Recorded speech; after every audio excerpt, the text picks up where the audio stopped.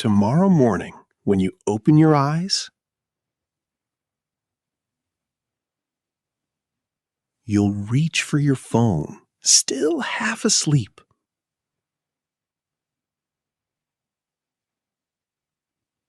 Your thumb will start scrolling before your mind is even fully awake.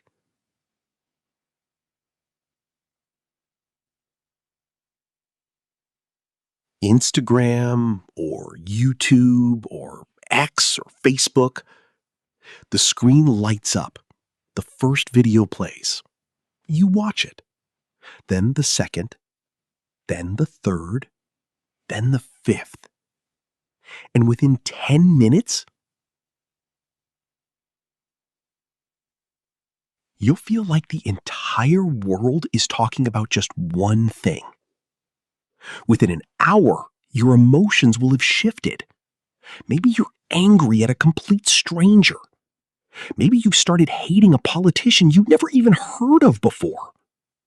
Maybe you've decided some celebrity is the smartest person alive. Or maybe you're convinced the world is about to end. And here's the strangest part. You won't remember how any of these emotions got inside you. All you'll know is that you were thinking for yourself. But were you really? Or was someone thinking for you? Here's another thing to notice. Have you ever seen the same video, the same news clip, the same speech, watched by two different people who then walk away with completely opposite conclusions? To one person, that man is a hero. To the other, a villain. Both have their evidence. Both are completely confident. And both are certain that the truth belongs only to them. So how exactly did truth get split into two pieces? Did the truth change, or did the people change? Today, we blame all of this on the algorithm, on artificial intelligence, on social media companies, on Elon Musk, on Mark Zuckerberg. But what if I told you this story doesn't begin in Silicon Valley? It doesn't begin with Meta or with any app at all. This story begins 650 years ago in the deserts of North Africa with a man who never once saw a smartphone, who never used the internet, who never even heard the word YouTube. And yet, he understood the human mind so deeply that his writings, even today, can explain how modern algorithms work. His name was Ibn Khaldun. And by the end of this video, you won't just call him a historian. You'll call him history's first psychologist. And maybe the world's first social media analyst, in an age when social media didn't even exist. To understand this story properly, we need to leave 2026 behind for a while. Close your eyes and come with me back to the 14th century. No electricity, no highways, no skyscrapers, just sand, desert stretching endlessly in every direction. The deep dark of night, thousands of stars overhead, and beneath them, people gathered around a fire. This isn't a movie set. This is North Africa. Small tribes scattered everywhere, each tribe carrying its own story. Its own hero, its own enemy, its own version of history, and most importantly, its own version of the truth. One tribe says, "We are Allah's most loyal servants." Another says, "No, we are." One says, "Our bloodline is the greatest." Another says, "No, ours is." From childhood, children hear the same stories, the same heroes, the same enemies, the same beliefs. And slowly, their identity becomes inseparable from their beliefs. Their beliefs stop being something they hold and become who they are. And once that happens, if anyone challenges those beliefs, it feels to them like an attack on their very life.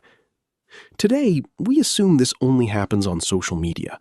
But this is one of humanity's oldest habits, as old as humanity itself. And it was this exact habit that caught the attention of a young man named Ibn Khaldun. In the city of Tunis, a child is born. He is named Abd al-Rahman ibn Khaldun. No one could have guessed that this child would one day write one of the most influential books in human history. But his life was never easy, not even close. And perhaps, if his life had been easy, the Muqaddimah would never have been written at all. As a boy, he witnessed something that changed the way he saw the world forever. A tragedy that didn't just shake his home, but shook the entire world. That tragedy was the Black Death. Across Europe, people were dying by the millions. North Africa did not escape it either. Streets emptied out. Markets fell silent. Mosques filled with mourning.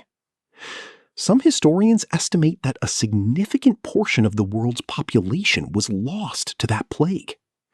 Imagine being a young boy, losing someone close to you almost every week. Your teachers, your friends, your relatives, your father, your mother. Death after death after death, everywhere you look. At a time like that, most people would simply grieve or complain to God. But Ibn Khaldun asked a different question. Why do people change under hardship? Why do some people break while others grow stronger? Why do some societies collapse completely while others rise again? That question lodged itself permanently in his mind. And that is the moment history became psychology. But the real story hasn't even started yet. Because Ibn Khaldun wasn't just a man of books. He entered politics. He walked through royal courts. He advised kings. He became a diplomat. He saw power up close. He saw conspiracies. He saw friendship. He saw betrayal. And then one day, the very king he was serving had him thrown into prison. Think about that. One day you're standing right beside power. The next day, you're behind a dark prison wall. For one reason alone, politics. And in that dark prison cell, where most people lose all hope, Ibn Khaldun was noticing something else entirely. He noticed that even inside the prison, people were forming groups.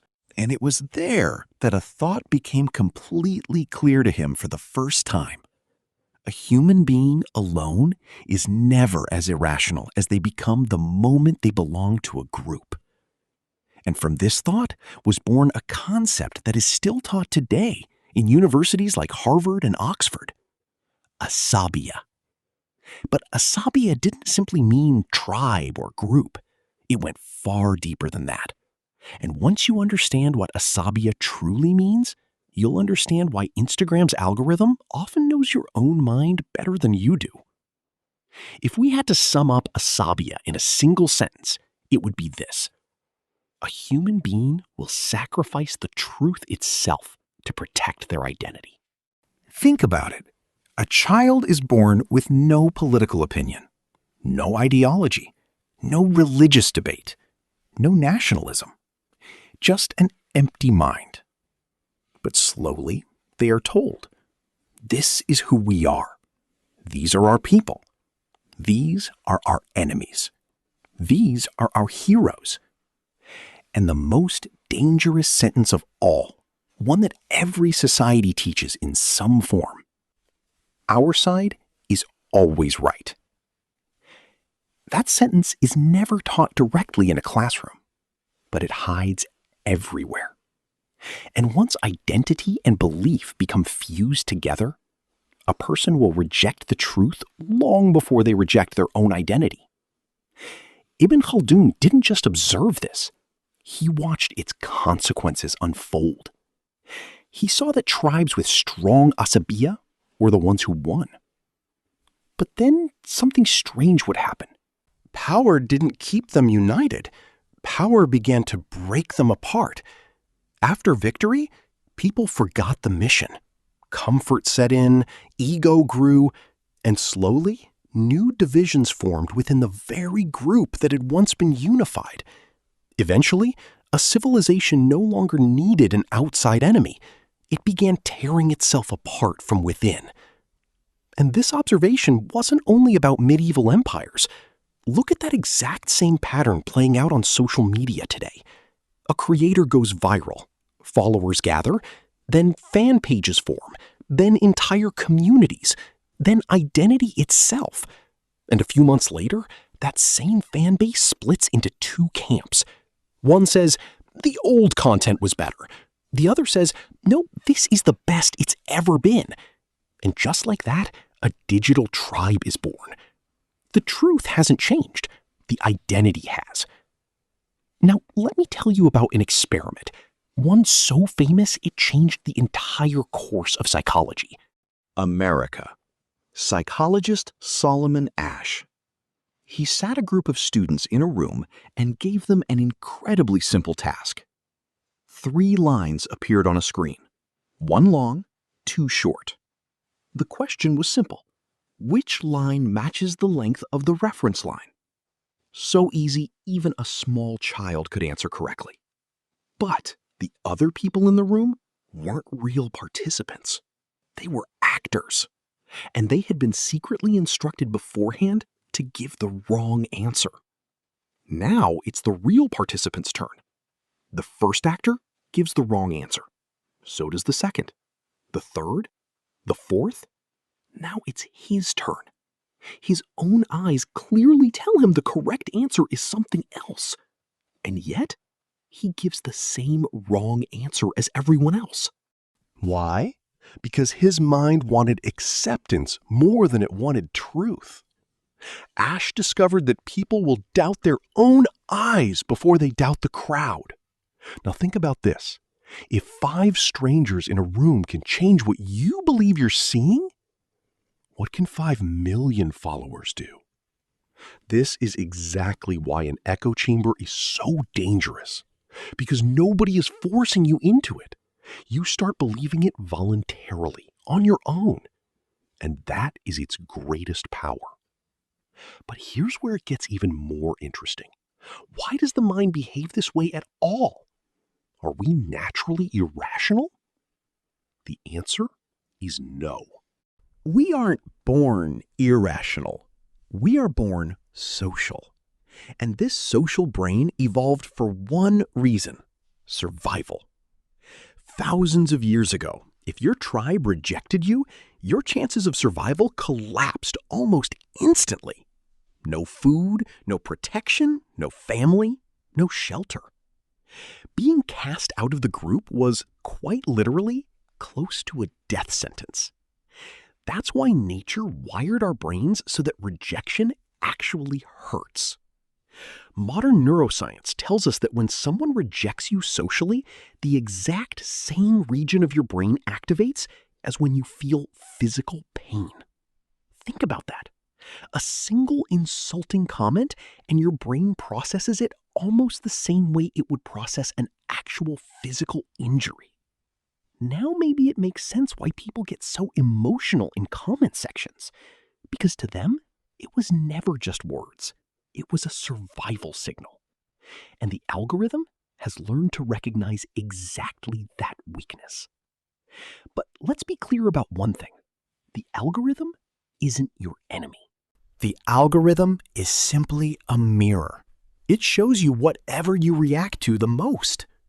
And what do humans react to the most? Fear, anger, identity, outrage. So if you pause on a post for even 2 seconds, the algorithm notices. If you read the comments, it notices. If you argue, the algorithm is thrilled because it just captured your attention. And in today's digital economy, attention is the only currency that matters. There's no such thing as a truly free app. You aren't the customer. You are the product. Your time, your emotions, your habits, all of it is being sold. But here's a massive misunderstanding people carry around. They say, The algorithm manipulated me. No. The algorithm simply amplified weaknesses that were already inside you.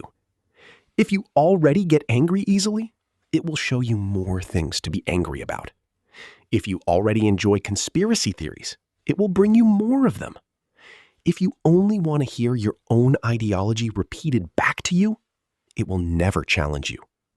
And slowly, without realizing it, you build yourself a digital palace where every wall echoes back only your own voice.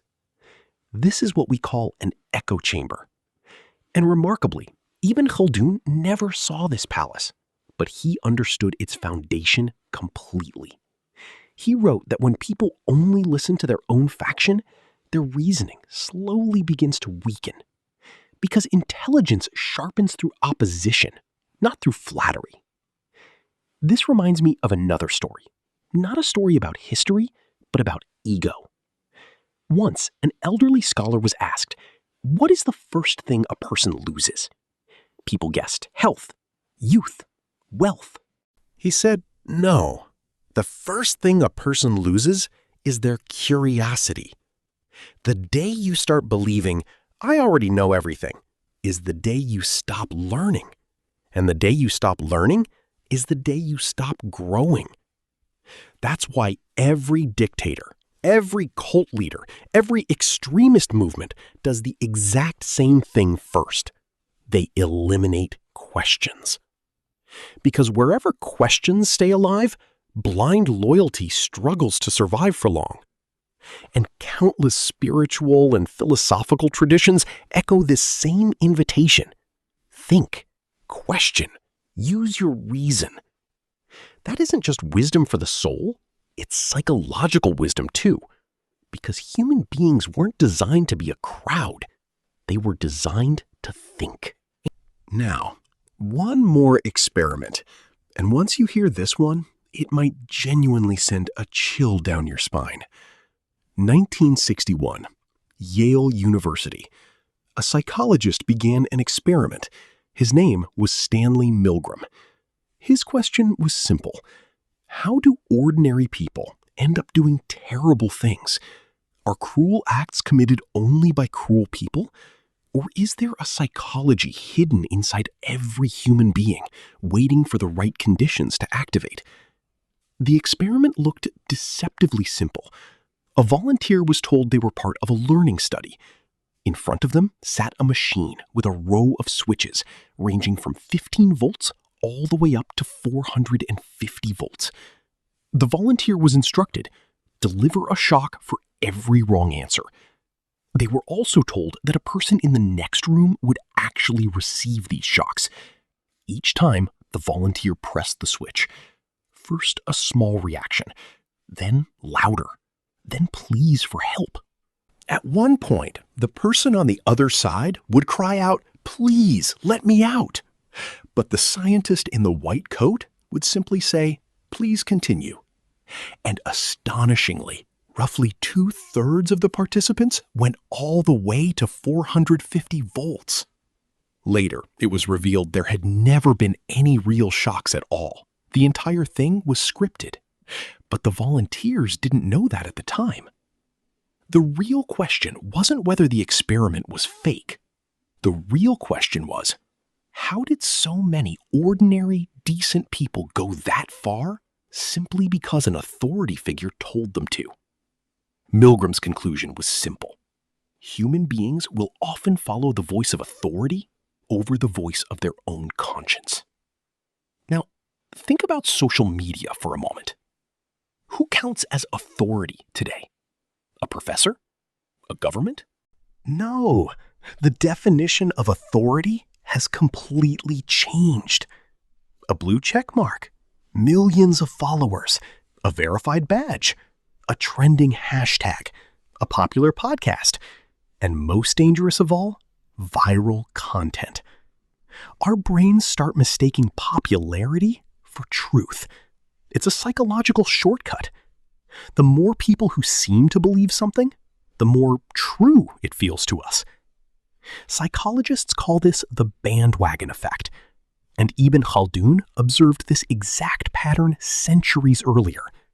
He wrote that people rarely side with the truth. They side with whichever group appears to hold power. Power attracts people. Popularity creates the illusion of power, and illusion travels faster than truth. Now, let's try a small thought experiment. Think back to any classroom from your school days. There was always one student who laughed at everything. Soon, the whole class was laughing. There was always one student afraid of the teacher.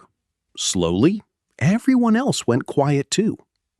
There was always one student who mocked the new kid. Within minutes, others joined in. Why? Because emotions spread like a virus. Neuroscience today calls this emotional contagion. One person's mood can directly affect another person's nervous system. That's why if every single morning you consume nothing but outrage videos, fights, scandals, and negativity, your brain slowly tunes itself to that exact emotional frequency. You won't notice it happening, but your tolerance shifts, your patience shortens. You start getting offended more easily. You start reacting faster. And one day, you'll catch yourself thinking, I never used to be this angry. And you're right, because you never used to consume this much anger either. Here's something else worth knowing. The human brain gives more weight to negative information than to positive information. This is called negativity bias. If 100 people praise you and one person insults you, which one will you be thinking about right before you fall asleep? The insult. Why? Because evolution trained us to notice danger above everything else. In the wild, ignoring a flower cost you nothing. Ignoring a lion cost you your life. That's why danger became a permanent priority for the human brain. And the algorithm figured out how to hijack that ancient wiring perfectly. That's why calm, peaceful content rarely goes viral, and conflict almost always does. Wisdom spreads slowly. Outrage spreads at rocket speed.